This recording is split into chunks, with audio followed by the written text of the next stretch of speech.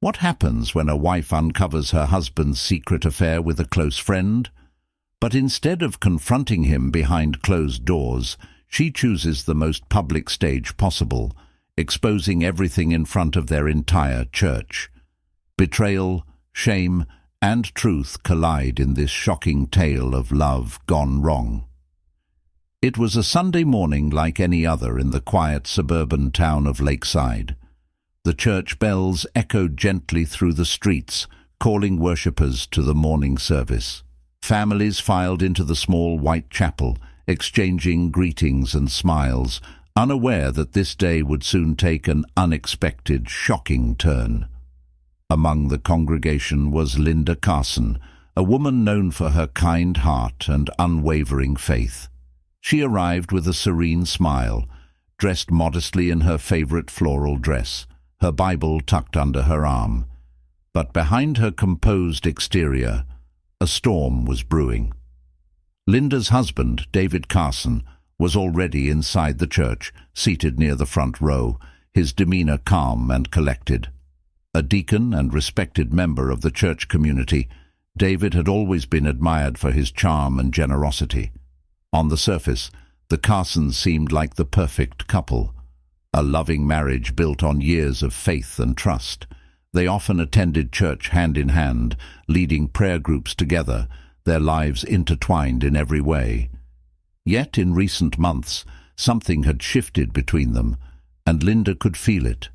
David had grown distant, and the small gestures of affection that once defined their relationship had become rare.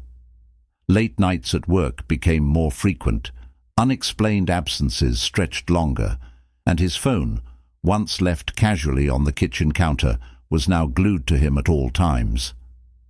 Every time Linda tried to ask, David brushed off her concerns with vague explanations, meetings that ran late, urgent deadlines, and the need to support a co-worker going through a tough time. At first, Linda had tried to push the nagging doubts out of her mind. After all, she had trusted David for the 15 years of their marriage. But as time went on, those doubts grew louder, gnawing at her relentlessly. It wasn't until a few weeks earlier that her suspicions were confirmed.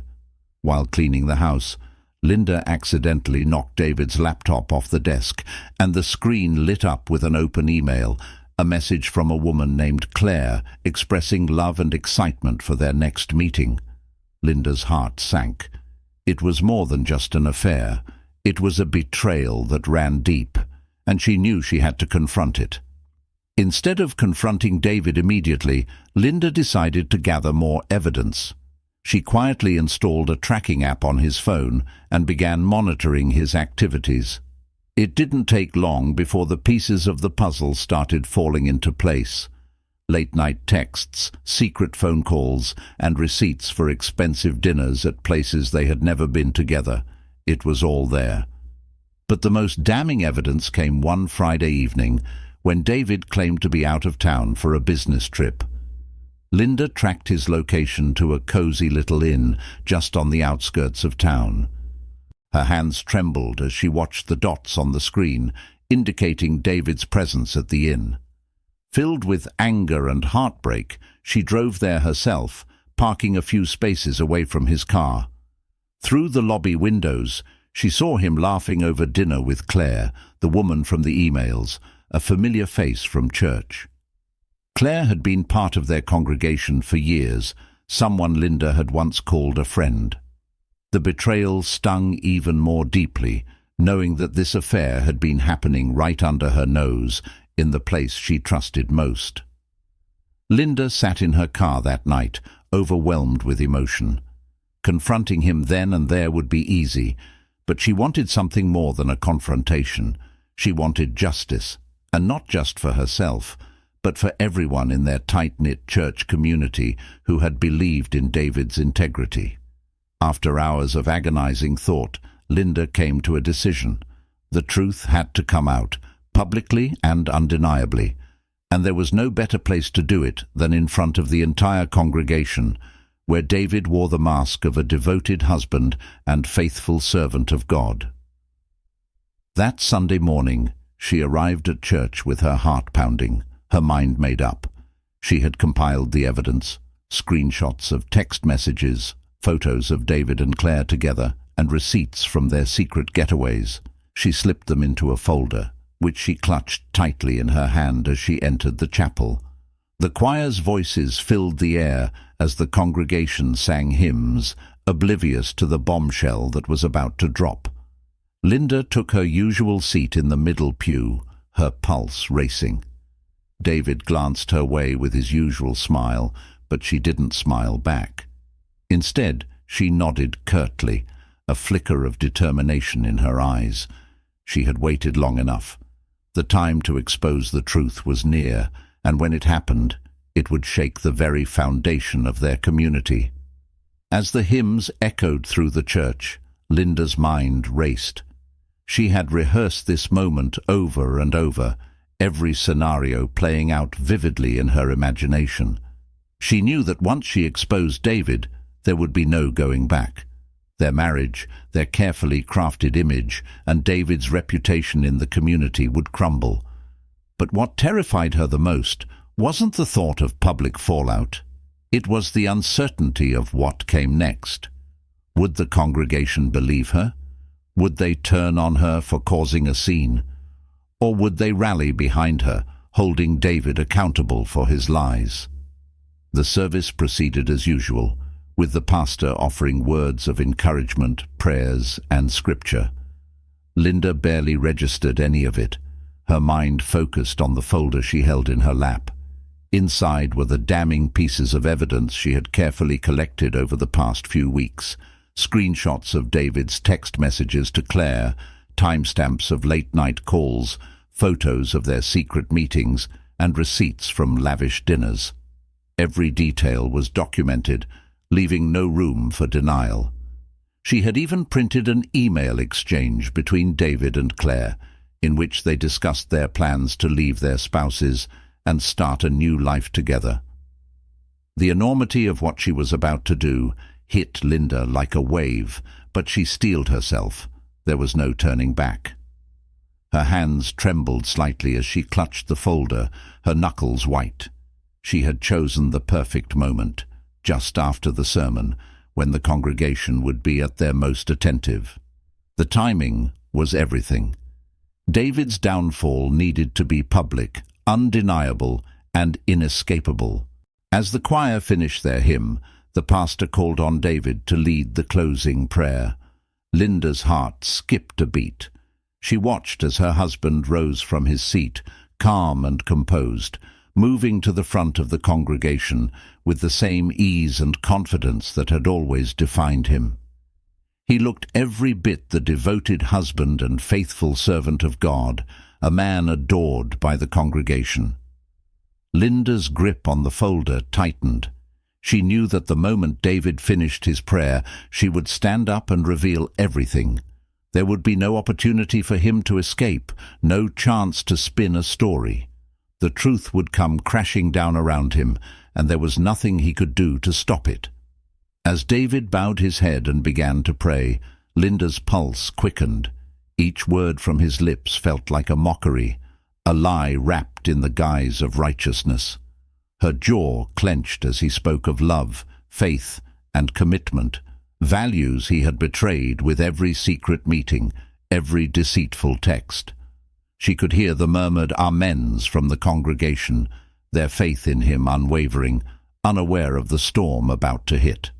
When the prayer ended, David looked up and smiled warmly at the congregation. "Go in peace," he said, his voice steady and reassuring. For a moment there was silence, calm before the inevitable storm. Linda took a deep breath and stood up. Her heart pounded in her chest, but her voice, when she spoke, was steady and clear. "Before we leave, I have something to say."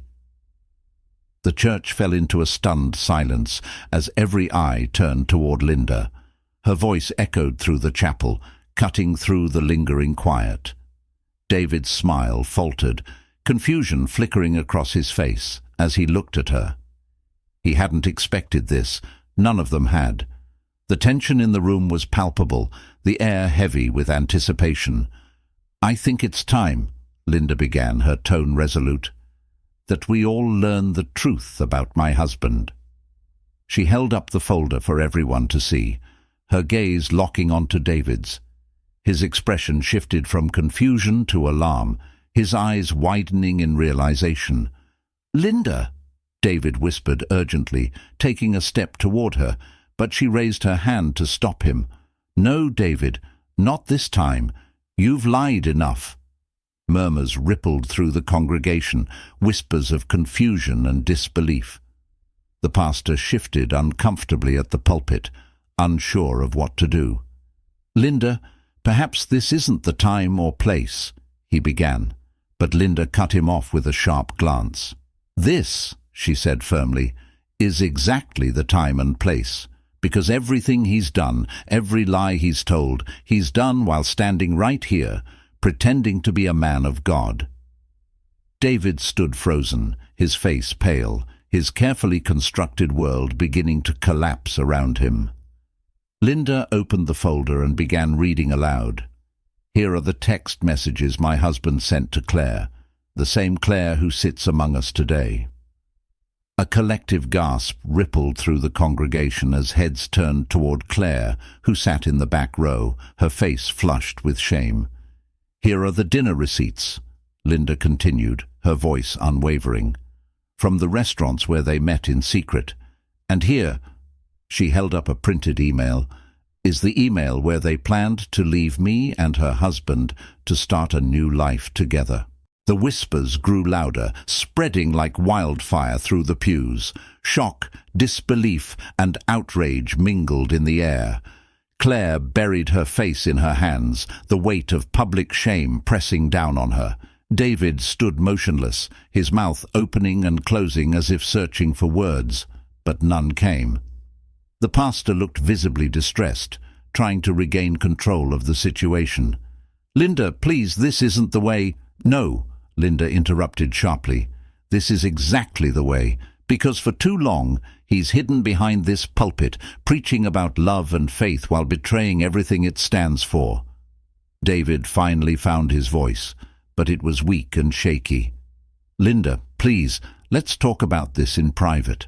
"No, David," she said, her voice cutting like a blade. "We're done talking. I've kept your secrets long enough."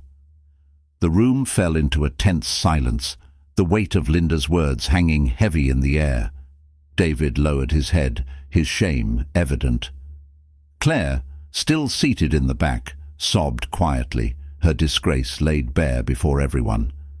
Linda closed the folder and stood tall, a sense of relief washing over her. It was over. The truth was out.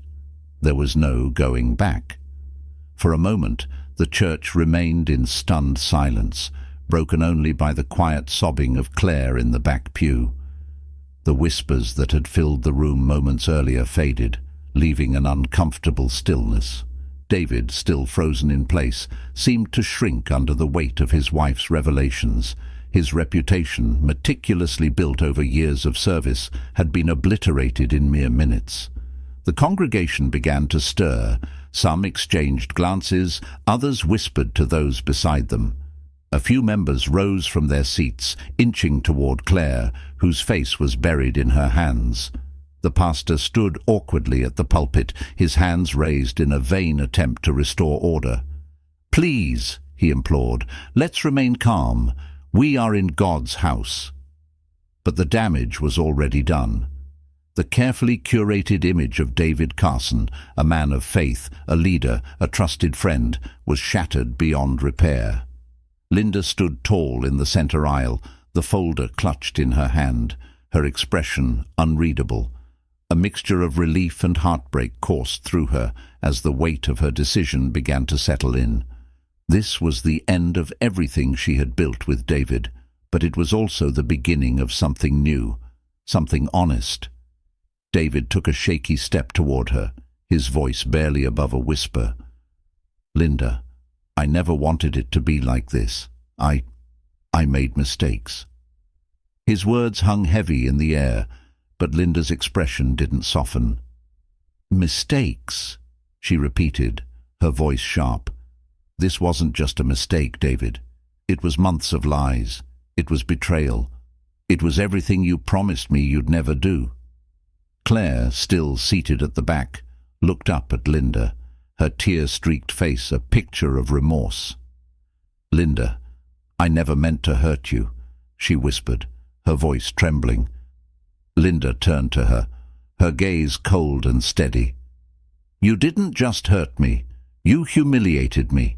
In front of my friends, my family, my church. But today, that ends." The pastor cleared his throat, desperately trying to regain control. "Perhaps we can move this discussion outside, away from the congregation."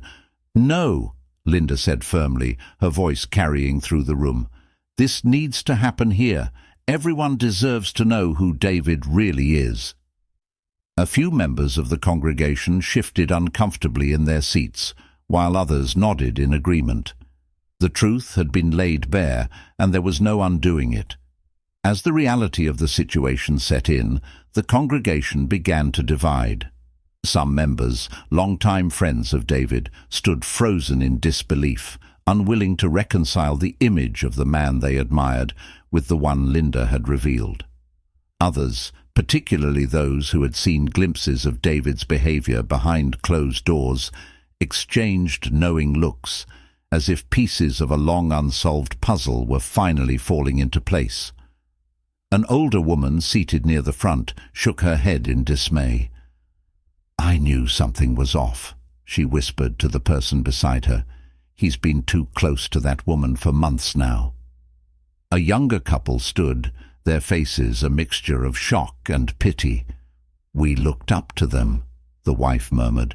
"They were the perfect couple." The pastor, sensing that the situation was spiraling out of control, raised his hands once more. "Please, let us remember that we are all children of God. Let us show compassion and forgiveness." Linda's gaze remained locked on David. "Forgiveness," she echoed, her voice bitter. "Forgiveness is earned, not demanded." David sank slowly into a nearby pew, his head in his hands. His shoulders shook, though whether from shame, regret, or exhaustion, no one could tell. Claire remained in the back, shrinking further into her seat, as the weight of public judgment pressed down on her. The room filled with low murmurs once more, the congregation struggling to process what they had witnessed. Some shook their heads in disapproval, while others seemed lost in thought, trying to reconcile the truth with the image they had held of David for so long. Linda, sensing that her part in the confrontation was over, took a step back. The storm she had unleashed would continue to rage, but she no longer needed to be at its center. The truth was out. David's mask had been ripped away, and now he would have to face the consequences of his actions. She turned toward the exit, her footsteps echoing softly in the silent chapel, but just as she reached the door, David's voice broke the quiet. "Linda!" he called, his voice hoarse and desperate. "Please, don't leave like this." She paused, her hand resting on the doorframe. For a moment, she considered turning back, considered offering him the forgiveness he begged for. But then she remembered the lies, the deceit, the betrayal that had unraveled their lives. And with a quiet, resolute sigh, she pushed open the door and walked out into the sunlight. The church doors swung closed behind her with a dull thud, leaving David, Claire, and the congregation to deal with the fallout of the truth she had exposed. Outside, the air was cool and crisp, a stark contrast to the heavy tension inside. For the first time in months, Linda felt free. As the church doors swung shut behind Linda, the chaos inside simmered to a boil. David remained slumped in the pew, his mind racing with regret, fear, and humiliation. Claire sat paralyzed in the back row, too stunned to move, her face flushed with a mixture of shame and guilt. Meanwhile, the congregation buzzed with conversations, some whispered, others spoken aloud, creating a storm of opinions and speculations. Several people approached the pastor, demanding answers. "How long has this been going on?" one woman asked, her tone sharp. "How could you not see what was happening under your nose?" The pastor, visibly flustered, raised his hands in a gesture of surrender. I had no idea. We must pray for healing and guidance during this difficult time," he murmured. But the crowd wasn't satisfied with vague platitudes. The scandal spread like wildfire. Within minutes, people were sending texts, making phone calls, and whispering to their neighbors. The news of David's betrayal was already beginning to reach those who weren't present at the service. His name, once synonymous with integrity and leadership, was now attached to scandal, deceit, and shame. David sat still, his hands gripping the edge of the pew. He had always believed he was in control of his marriage, his reputation, his secrets. But now, with everything laid bare, he felt powerless for the first time in his life.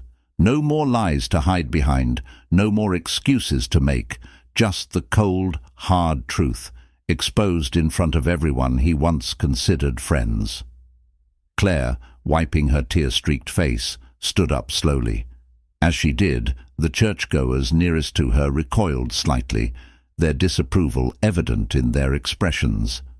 "I think it's best if you leave," one elderly woman whispered sharply, her eyes filled with judgment. Claire nodded, biting her lip as she grabbed her coat and bag. The walk to the exit felt endless, each step heavier than the last as whispers followed her down the aisle. David watched her leave, his heart sinking further. He had risked everything, his marriage, his faith, his community, for Claire, and now he had nothing. His wife had left, his lover had abandoned him, and his church had turned against him. As Claire disappeared through the door, the pastor cleared his throat, trying once more to restore order. "We are all sinners," he said, his voice faltering, "and as Christians, we must find it in our hearts to forgive. Let us pray for healing, for David, for Claire, and for Linda. This is not the end. It is a new beginning, and through God's grace we will find our way." But the damage had been done. The words felt hollow to the congregation, who were still reeling from the spectacle they had just witnessed. Some nodded along with the pastor's words, but many others exchanged skeptical glances. Forgiveness might come, but it would take time. Trust, once broken, was not so easily repaired. David remained seated, lost in thought as the service came to a close. Church members trickled out one by one, their faces a mix of sadness, judgment, and pity. A few longtime friends stopped briefly by David's side, offering weak smiles or a squeeze of the shoulder, but most avoided him entirely. No one knew what to say. What could they say? The silence that followed was deafening. David's life, as he knew it, was over. He stared blankly at the pulpit where he had stood so many times before, preaching about love, honesty, and faith. How ironic, he thought bitterly, that he had been exposed as the very opposite of everything he claimed to be. When the last congregant left and the doors closed behind them, David found himself alone in the quiet chapel. For the first time in years, the silence felt suffocating. The weight of his actions settled heavily on his chest, and he realized that the path to redemption, if such a thing was even possible, would be long and arduous. He leaned back against the pew, closing his eyes as exhaustion washed over him. His mind drifted to Linda, her voice, her strength, the way she stood tall even as her world crumbled around her. He had underestimated her. He had thought she would stay silent, that she would never expose him. He had been wrong, and now, as the consequences of his actions unfolded, he knew there was no escaping the truth. What came next was uncertain, but one thing was clear. Nothing would ever be the same again. Linda walked briskly away from the church, her heart pounding in her chest, though not from regret. She felt lighter than she had in months. The confrontation had been emotionally draining, but it was over. No more secrets, no more lies. The truth was out, and David's facade had crumbled for all to see. As the cool autumn air brushed against her skin, she took a deep breath, savoring the crispness. But as relief settled in, the weight of what lay ahead began to dawn on her. What would life look like now?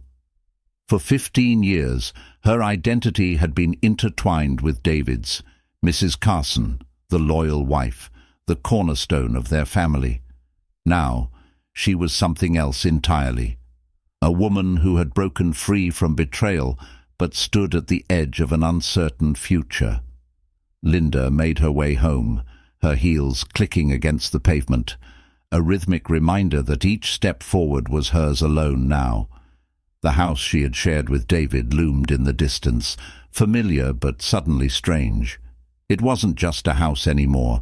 It was a symbol of the life she had been forced to leave behind. When she entered, the emptiness was deafening. The quiet made her chest ache, but she didn't cry. Not yet. There were practical matters to handle first, logistics, next steps. She tossed her keys on the counter and pulled out a notebook where she had been quietly mapping out her plans. At the top of the page were 2 words: moving on. Beneath it she had written a list of things she needed to do. 1. Speak to a lawyer. 2. Close their joint accounts. 3. Find a new place to live. Linda stared at the list, her pen hovering over the first item. She wasn't just cutting ties with David. She was reclaiming her independence. The thought was both terrifying and exhilarating. She sat down at the kitchen table and opened her laptop.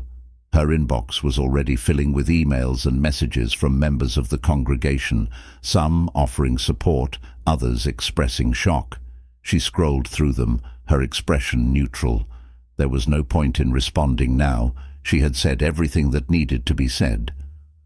Among the messages was one from her sister Sarah, who had always been skeptical of David. "Proud of you," the message read. "Call me if you need anything." Linda smiled softly. At least she wasn't alone.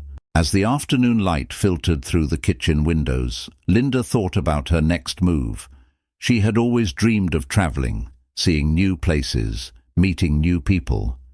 David had dismissed those dreams as foolish, insisting that their life was here, in this small town, tied to the routines of the church. But now, for the first time, the world felt wide open. She stood, walked to the living room, and pulled a suitcase from the closet. It was dusty, unused for years, but that would soon change. Linda knew that healing would take time. Betrayal left scars, and trust wouldn't be easy to rebuild. But she also knew that she had already taken the hardest step. She had stood up for herself, told the truth, and reclaimed her voice. Everything else she could handle one day at a time. As she packed the first few items into the suitcase, a couple of books, her favorite scarf, and the notebook with her plans, Linda felt a flicker of something she hadn't felt in a long time. Hope. The phone buzzed beside her, another message coming in. She glanced at it but didn't open it. The past could wait. Right now, the only thing that mattered was moving forward. With her suitcase half packed, Linda stood by the window and watched as the sun dipped below the horizon. Tomorrow would be a new day. A day without David, without lies, without fear. A day she could call her own. And for the first time in a long while, that thought made her smile. Back at the church, David sat alone, long after the congregation had dispersed. The air inside the chapel was still heavy with the aftermath of his disgrace. For a man who once stood at the center of the community, respected and admired, the silence felt suffocating. Every word spoken in anger, every judgmental glance replayed in his mind like an unrelenting loop. He thought about running, leaving town, disappearing where no one knew him, but deep down, he knew that wouldn't solve anything. There was no escaping the truth. The life he had built was gone, and the only way forward was through the wreckage. David finally stood, the weight of his shame settling on his shoulders like a lead cloak. He walked slowly to the pulpit, the place where he had stood so many times, preaching about love, loyalty, and faith. His fingers traced the edge of the wooden stand, now alien beneath his touch. This was supposed to be his refuge, his purpose. But standing here now, he realized how hollow his words had become. He had betrayed everything he claimed to believe in. His wife, his vows, his community, and even himself. Claire was gone. The congregation's trust was shattered. Linda, his rock, the woman who had loved him despite his flaws, had walked out of his life, leaving him with nothing but the bitter taste of regret. A voice echoed in his mind, Linda's, clear and unwavering. Forgiveness is earned, not demanded. For the first time, he truly understood the weight of those words. Forgiveness wouldn't come easily, and perhaps it wouldn't come at all. But if there was even the smallest chance of redemption, he had to try. He walked out of the church, his steps heavy but deliberate. The autumn air felt colder now, a sharp reminder of how far he had fallen. The streets were quiet, and David knew that the gossip and judgment would continue to spread through the town, casting long shadows over him wherever he went. But he couldn't control that. The only thing he could control was what he did next. He pulled out his phone and, for the first time in days, opened a blank message to Linda. The cursor blinked at him, taunting his inability to find the right words. After several long moments he typed, "I know I can't undo what I've done, but I want to try and make things right, if you'll let me." He hesitated, his finger hovering over the send button. Would she even read it? Would she care? Perhaps not. But the message wasn't just for her. It was for him too. A small step toward accountability, toward facing what he had become. He hit send, then slipped the phone back into his pocket. He knew better than to expect a response. Linda had made it clear that her journey forward didn't include him, and he respected that. But at least now, he could say he tried. With no destination in mind, David wandered through the empty streets, lost in thought. He passed familiar landmarks, the coffee shop where he and Linda used to sit and talk for hours, the park where they once dreamed of starting a family. Each memory cut deep, but he let the pain wash over him. It was part of the process, he told himself, part of learning how to live with the consequences. For the first time, David acknowledged the gravity of what he had done, not just to Linda, but to himself. He had destroyed the life they had built, driven by selfish desires and lies. And now he was left to pick up the pieces alone. Whether he could ever truly rebuild, whether redemption was even possible, remained to be seen. As he walked under the dim streetlights, David realized something important. Redemption wouldn't come from grand gestures or apologies. It would come, if at all, from living with integrity in the small, quiet moments, when no one was watching, when there was nothing to gain. The road ahead was long, uncertain, and lonely. But it was the only road he had left, and step by step, David Carson took the first painful strides down that path, hoping that one day he might find peace, not in others' forgiveness, but in finally forgiving himself. Betrayal cuts deeper than any wound, especially when it comes from someone you trust the most. In this story, Linda Carson's act of exposing her husband wasn't just about revenge. It was about reclaiming her dignity and shattering the illusion that deceit can remain hidden. In a place meant to foster love, faith, and honesty, the truth ultimately found its way to the surface, showing that even the strongest facades crumble under the weight of lies. David's downfall serves as a reminder that trust is fragile. Once broken, it's nearly impossible to restore. No amount of apologies or excuses can erase the hurt caused by betrayal, and forgiveness isn't something that can be demanded. It must be earned.